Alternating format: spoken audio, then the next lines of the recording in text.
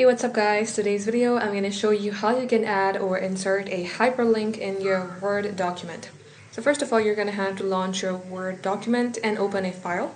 In my case, I've taken this sample file, and simply you're going to have to copy a specific text or simply a specific line where you would like to insert your hyperlink. So let's go ahead, only paste my hyperlink here. Make sure that you know your hyperlink or the URL should be copied first. Then select Insert. Once you're under Insert, you will see Hyperlink just under View. Once you're inside, Insert. Click onto Hyperlink, and here simply type in your hyperlink or your URL or paste it. So let's go ahead with google.com.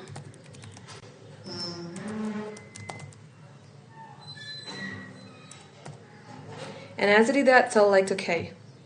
Now as you can see that everything else is black, but this hyperlink is bluish color, meaning this contains the link in it.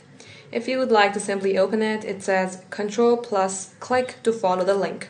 In case you would like to remove the link, you're going to have to right click onto it. Then it will ask you if you would like to remove hyperlink. If you select remove, the hyperlink will be gone. And just like so guys, this is how easy it is. Thank you for watching.